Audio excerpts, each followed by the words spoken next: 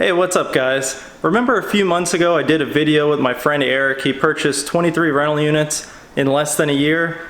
We'll do a video with him again soon in the future, but he informed me that the Edward ScissorHands house is for sale, and I had no idea it was in Florida. However, it's only 20 minutes down the road, so we're gonna go ahead and hop in the car and check it out so you guys can see it firsthand. Alright, here we are entering the neighborhood.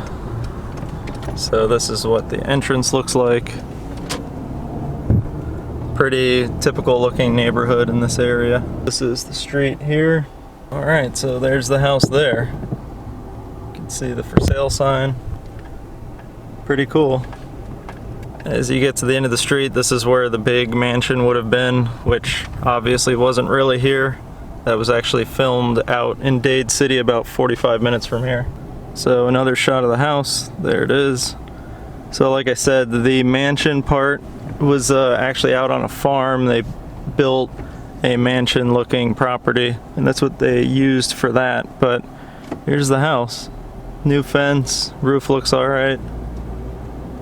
Very interesting. So considering I'm a real estate investor and this is a unique opportunity to buy a piece of history, and considering this house hasn't been for sale since 1992, it was pretty intriguing to me. However, I did run into the problem of what do I do with it? Because it's in an HOA, I probably couldn't Airbnb it. And using it as just a regular rental, I don't know how I'd feel about that, because if some tenant, even if they don't mean to do it, maybe there's a leak or something happens and it destroys some of the house or the kitchen, because it is the original kitchen from the movie. I don't know how to go about doing that, because realistically if you remodeled that house, you'd kind of take away some of its value as far as the movie value, because it has a lot of the fixtures still that were in the movie back in I think 1989 or 1990 when they filmed it. So that's the big dilemma for me, is if I buy it and rehab it, I'm kind of taking the movie part of it away a little bit, and if I don't rehab it, it doesn't really raise the value much. However though, the location was really good.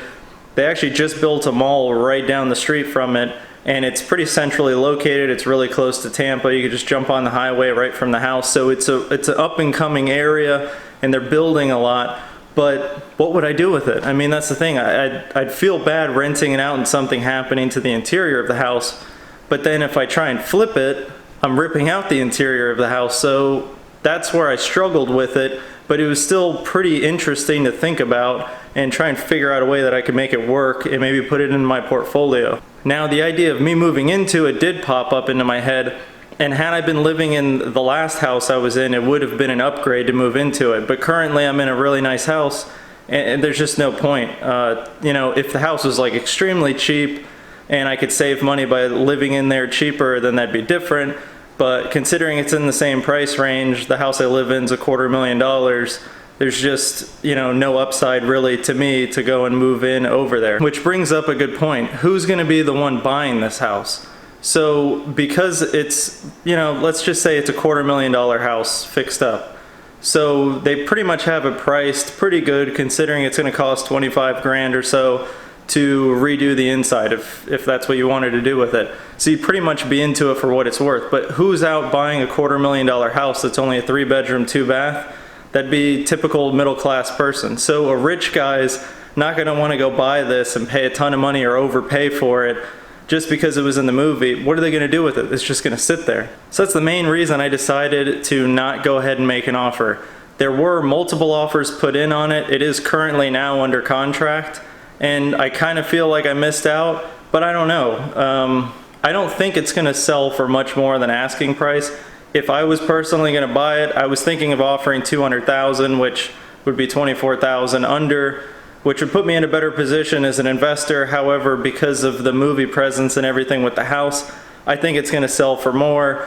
I think somewhere between $225,000 to $300,000. I don't think it'll go over $300,000. Because like I said earlier, the person buying this is most likely gonna move into it, and it's just gonna be a middle-class person, and they're not gonna spend a fortune on a 3-bedroom house to move into. They're gonna want something affordable, and they'll pay a little bit extra just because it was in the movie, and that's kind of a neat thing to talk about. When you have people over, you can be like, hey, yeah, I've had Johnny Depp over, which you had hadn't, but he'd been in the house, so that's pretty cool. So let's go ahead and scroll through some pictures. Here's the front of the house and the side of the house. And here's the kitchen. The kitchen still looks the same from the movie. However, the appliances appear to be different, but the countertops and cabinets still look to be the same. What do you guys think? Do you think I missed a big opportunity here? Or do you think no big deal? Comment down below. Let me know if you think I should have bought it.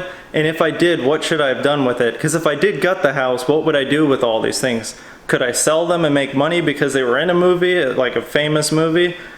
Or just throw them out like I do with every other house? Comment down below. Please don't forget to subscribe if you haven't already, and I will see you guys on the next video. Thanks.